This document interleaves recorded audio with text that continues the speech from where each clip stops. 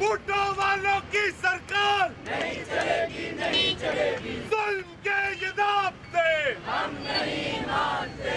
लाठियां खाके जिंदा है, जेलों में जाके जिंदा है, ये डंडे खाके जिंदा है। آج لاہور اور پاکستان کے بیشتر شہروں میں طلبہ اور دیگر سیاسی تنظیمیں حیات بلوچ کے قتل کے خلاف احتجاج کر رہی ہیں۔ 13 اگست کو بلوچستان کے علاقے تربت میں ایک بم دھماکہ ہوا، جس کے مقام کے قریب ہی کراچی یونیورسٹی میں جسمانیات کے طالب علم حیات مرزا اپنے والد کے ہمراہ موجود تھے، اور دھماکے کے بعد ایف سی اہلکاروں میں سے ایک شاہد اللہ نامی اہلکار نے انہیں گولیاں مار دیں۔ واقعے کی خبر سوشل میڈیا پر گردش کرنا شروع ہوئی تو پولیس بھی حرکت میں آ گئی، جس کے بعد پولیس اعلامیے کے مطابق ایف سی بلوچستان نے اندرونی تفتیش کے بعد ملزم شاہد اللہ کو پولیس کے حوالے کر دیا۔ ایس ایس پی تربت نجیب پندرانی کے مطابق ملزم کو وقوع کے وقت موجود حیات بلوچ کے والد نے شناخت بھی کر لیا تھا۔ تربت پولیس کے مطابق ملزم کا 1 ہفتے کا جسمانی ریمانڈ ختم ہونے کے بعد اسے بدھ کو مقامی مجسٹریٹ کی عدالت میں پیش کیا گیا، جہاں ملزم نے دفعہ 164 کے تحت اپنا اعترافی بیان بھی ریکارڈ کروا دیا ہے۔ بروقت کارروائی چلنے کے باوجود سراپا احتجاج شہریوں نے ایسی بے شمار وجوہات بتائیں جس سے یوں لگتا ہے کہ حیات کا قتل کسی سنگین مسئلے کی ایک چھوٹی سی کڑی ہے۔ ریاست کے لیے کام کرنے والا ایک شخص جو کہ بندوق لگا کے سمجھتا ہے کہ ہم سے بہت اوپر ہو گیا ہے، کیونکہ اسلحے کی جو مارکیٹ ہے یہی کر رہی ہے، پوری دنیا میں انسانوں کو انسانوں کے خلاف قتل عام کرنے پہ اکسا رہی ہے، چاہے وہ فوج کی شکل میں ہو یا کرائم کی شکل میں ہو۔ تو یہ ایک اس وقت چاہے وہ شادی اللہ یا شاہد اللہ جو بھی ان کا نام ہے وہ پکڑے بھی گئے ہیں، وہ بے معنی ہے جب تک تمام ان لوگوں کو پابند کیا جائے کہ وہ شہریوں کا تحفظ کریں۔ یہ واقعہ اپنی نوعیت کا کوئی پہلا واقعہ نہیں ہے، اس سے پہلے سندھ میں اسٹوڈنٹس کو اٹھایا جاتا رہا ہے، اسٹوڈنٹس کا قتل کیا جاتا رہا ہے، تو اس کے خلاف طلباء ایک نکلے ہیں۔ اس میں نہ صرف حیات بلوچ کا بلکہ نادیہ اشرف جو کراچی یونیورسٹی کی پی ایچ ڈی اسٹوڈنٹ تھی، اس کے جو سوسائڈ ہے، جو قتل ہے، ہم اس کو قتل ہی مانتے ہیں، اس کے خلاف جو ہمارے ساتھی شفقت کو اٹھایا گیا ہے اس کے خلاف طلباء یہاں پر صرف اس نظام کے خلاف نکلے ہیں جس نظام کی وجہ سے آج پورے ملک کے جو طلباء ہیں وہ اس طریقے سے مارا جا رہا ہے۔ ہیومن رائٹس ایشوز جو ہیں وہ ہم سب کے ایشوز ہوتے ہیں، ملک کے کسی بھی کونے میں ہو رہے ہیں، اور خاص طور پہ پچھلے کچھ سالوں میں جو جبری گمشدگی کا اور ایکسٹرا جوڈیشل کلنگز کا جو ایک ٹرینڈ اپورڈز ہمیں نظر آ رہا ہے، وہ تو ہم سب کے لیے ایک بہت بڑا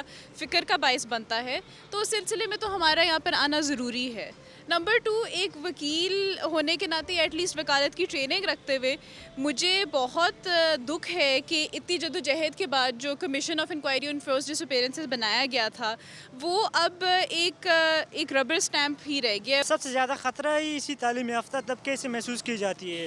ایک عرصے سے بلوچستان میں جو یہ ظلم کے یا یہ کیا کہتے ہیں بربریت کے یا جبر کے جو سلسلہ جاری ہے، اس کے پیچھے ہی یہی ایک بندہ نہیں، ایک فرد نہیں ہے جسے کہ ہمارے وہ ایک رنگ دیا جا رہا ہے کہ ایک حادثہ تھا، ایک بندے کی وجہ سے ہوا تھا، جو کہ اصل میں ایک بندہ نہیں بلکہ ایک مکمل مائنڈ سیٹ ہے جو اس طرح کے بندے پیدا کر رہی ہے۔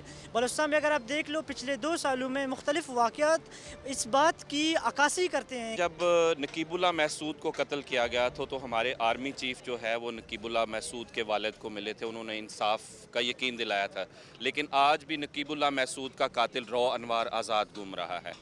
کراچی میں بے نظیر پارک میں رینجرز نے سرفراز شاہ کو قتل کیا تھا، وہ اس کو قتل کرنے والا جو رینجر کا اہلکار تھا وہ جیل میں بھی رہا، لیکن آخر میں صدر عارف علوی نے اس کو معاف کر دیا ہے۔ سانحہ ساہیوال جب ہوا تو ہمارے پاکستان تحریک انصاف کی حکومت کے وزیروں نے پارلیمنٹ کے اندر قسمیں کھا کر کہا کہ ہم انصاف دلائیں گے، ہم نے اللہ کو جان دینی ہے، لیکن انصاف نہیں ملا۔ تو باوجود اس کے کہ جو ایف سی کے وہاں پر ڈائریکٹر ہیں وہ حیات بلوچ کے گھر گئے ہیں، لیکن میں سمجھتا ہوں کہ مجھے انصاف کی توقع نہیں ہے۔ حیات بلوچ بھی ہماری طرح کا ایک اسٹوڈنٹ تھا، وہ کراچی میں اسی وجہ سے گیا تھا کہ وہ اپنے علاقے کے لیے کچھ لکھ پڑھ سکے اور پھر اپنے بل بوتے پہ کوئی تبدیلی لا سکے۔ تو وہ جب واپس آیا تھا اس کے ساتھ یہ ظلم ہوا تھا۔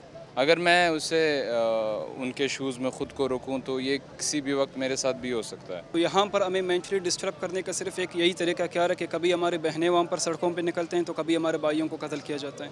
تو اس سارے معاملے پہ اس سارے سچویشن کو دیکھ کر آپ سمجھ سکتے ہیں کہ ایک بلوچ اسٹوڈنٹ کی حیثیت سے میں یہاں پر سکون تعلیم حاصل کر سکوں گا.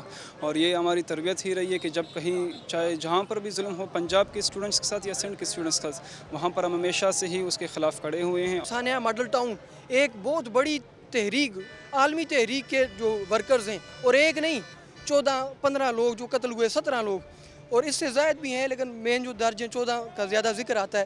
تو وہ لوگ جو قتل ہوئے آج تک ان کو انصاف نہیں ملا. تو کیا آپ سمجھتے ہیں کہ اتنی بڑی تنظیم جو ہے اس کو یہ لوگ جو اقتدار پہ قابض ہیں یہ لوگ انصاف نہیں دے رہے تو ایک عام بندے کو غریب بندے کو انصاف دیا جائے گا؟ ماں جو ایک ہوتی ہے چاہے وہ حجاز بلوچ ہو چاہے وہ پنجابی ہو چاہے وہ سندھی ہو چاہے وہ مدثر نارو ہو ماں ایک ہوتی ہے. ماں کی ممتا ایک جیسی ہوتی ہے. ماں کا دل ایک جیسا ہوتا ہے. میں دیکھ کے تصویر تڑپ گئی ہوں کہ بلوچ کے ساتھ کیا کیا حجاز بلوچ کے ساتھ. میرا دل کی فیلنگ میں دیکھ کے تصویر ماں باپ کا کیا حال ہوگا اس وقت. واقعے سے نہ صرف ملک کے کئی علاقوں میں احتجاجی مظاہروں کی لہر دور پڑی ہے بلکہ حکومت سمیت طاقت کے تمام ایوانوں میں اس کا شور گونج رہا ہے. سینٹ کی کمیٹی برائے انسانی حقوق نے واقعے سے متعلق نشست میں IGFC بلوچستان اور IG پولیس بلوچستان کو بھی 28 اگست کو طلب کر رکھا ہے. مگر چند روز قبل ہی IGFC جنوبی بلوچستان میجر جنرل سرفراز علی نے حیات کے گھر جا کر ان کے والد سے ملاقات بھی کی ہے. جبکہ خبر کے مطابق دوران تفتیش ملزم نے بتایا ہے کہ وہ اپنے ملازمت کے دوران 2 مرتبہ مختلف واقعات میں شدید زخمی ہوا تھا اور جب تربت میں دھماکہ ہوا تو اس وقت انتہائی مشتعل ہو گیا اور ماضی میں زخمی ہونے کے واقعات اس کے ذہن میں گھوم رہے تھے. اس دوران سڑک پر اسے حیات بلوچ نظر آیا جس پر اس نے ریموٹ کنٹرول دھماکے کا ذمہ دار اسے ہی سمجھا اور اشتعال میں آ کر حیات بلوچ کو قتل کر دیا. احتجاج کرنے والے طلبہ اور شہریوں کا یہ کہنا ہے کہ حیات بلوچ کی موت کو ایک اکیلے واقعے کی طرح نہیں دیکھا جا سکتا.